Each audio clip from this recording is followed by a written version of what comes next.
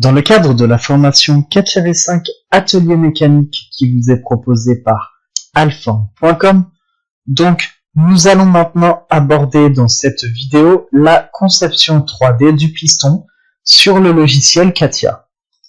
Donc en repartant de ce croquis, nous allons réaliser cette pièce. Donc on va créer ce profil, créer une révolution et ensuite on va créer un perçage en diamètre 7 qui traversera l'intégralité de notre piston. Donc pour ce faire, je vous invite à passer sur le logiciel CATIA. Et là, ici, vous allez faire un fichier nouveau. Vous allez faire un fichier nouveau part. Vous sélectionnez part. OK. Cette part, vous allez la nommer piston. Là, vous décochez la conception hybride. Surtout, ne faites jamais la conception hybride dans le cadre de cette formation, de cet atelier mécanique.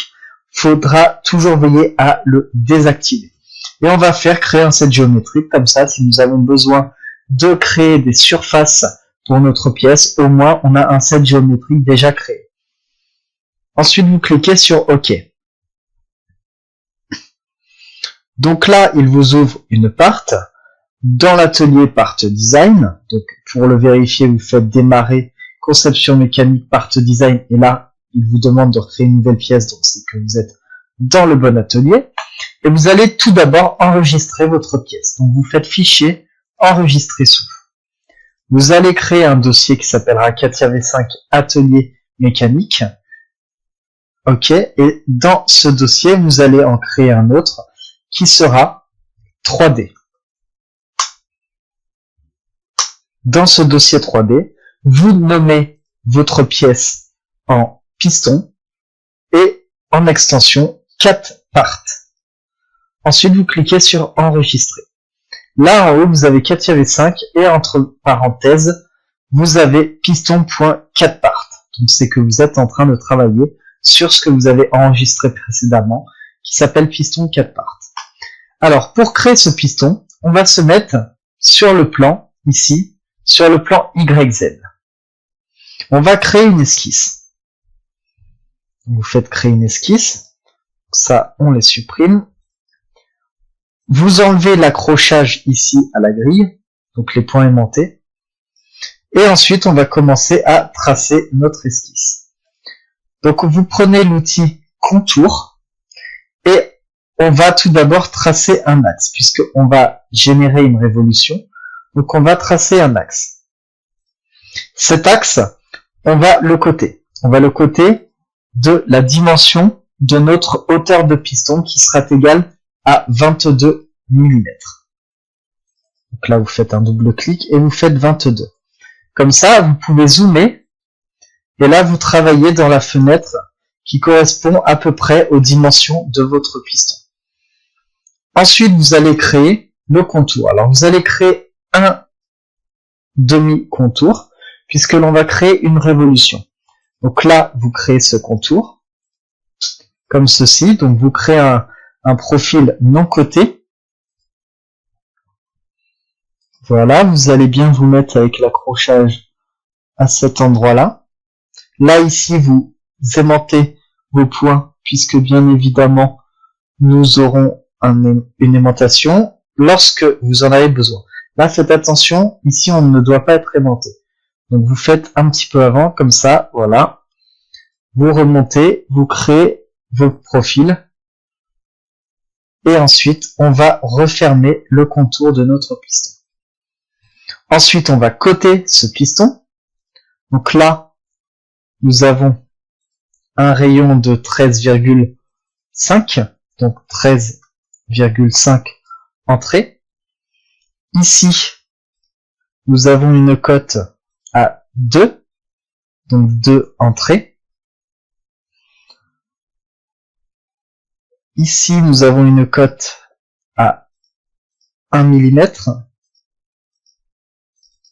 donc 1 entrée. Ensuite, nous avons une hauteur totale. La hauteur totale, on l'a déjà créée ici. On peut ramener cette cote comme ceci pour bien la voir dans la fenêtre. Voilà. Ensuite, on va coter ici, nous avons 5 mm. Donc 5 entrées. Ensuite, cette partie-là, ici, nous avons 7 mm. Donc 7 entrées. Là, nous avons une hauteur de 3 mm. 3 entrées. Là, ici, nous avons une hauteur de 13 mm. Donc 13 entrées. Et là, nous avons une hauteur de 1,5. 1,5 entrées. Là, on a notre contour qui est totalement de couleur verte.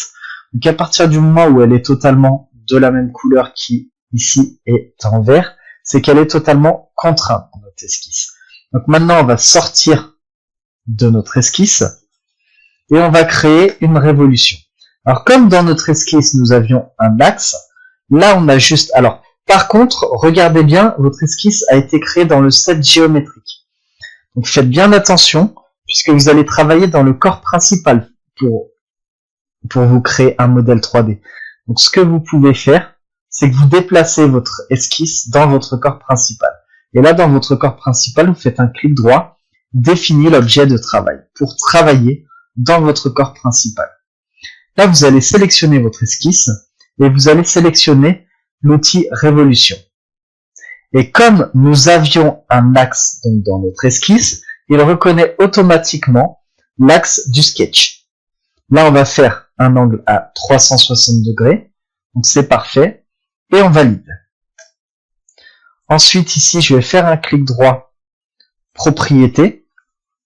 Dans les propriétés graphiques, je vais me mettre à une épaisseur beaucoup plus fine de façon à ce que ce soit plus agréable au visuel. Alors là, vous voyez que le cercle n'est pas vraiment un cercle. Pourquoi? Là, si vous avez ce cas, c'est que ce sont les performances. Donc, vous allez dans Outils, Options, et on va modifier les performances. Donc, Affichage, Performance. Et là, on va se mettre proportionnel au minimum. Et la précision 2D, pareil, proportionnelle au minimum. Et là, vous voyez que vous avez un aperçu graphique exceptionnel. Ensuite, on va se mettre sur ce plan, donc toujours le plan YZ, et on va créer un perçage en diamètre 7 mm ici, à 10 mm du bord haut. Donc là, on va créer un cercle, on va se mettre au centre, donc on peut prendre l'aimantation. On va coter ce cercle. Alors,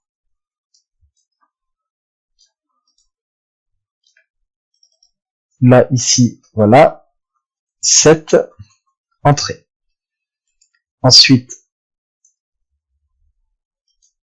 je vais coter ce cercle par rapport à la face du dessus.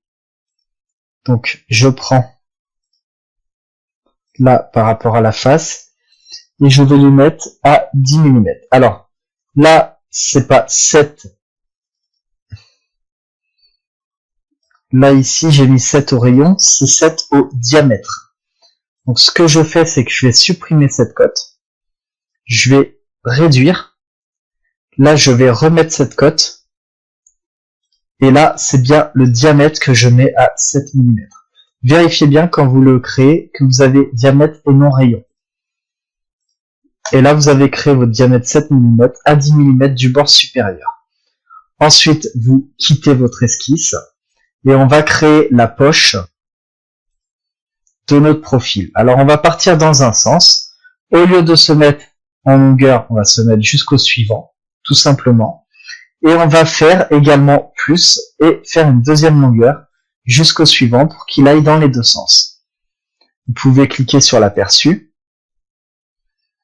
et ensuite vous validez par OK. Et là, vous avez créé votre piston, bien évidemment, avec son perçage. Donc, ensuite, vous allez faire Fichier, Enregistrer, et dans votre dossier, vous avez créé votre première pièce de votre moteur monocylindre, qui est le piston. Donc dans cette vidéo, nous avons créé le piston. Donc je vous remercie d'avoir visualisé cette vidéo et je vous dis, je vous donne rendez-vous sur la prochaine vidéo qui sera la création de la bielle de notre moteur monocylindre.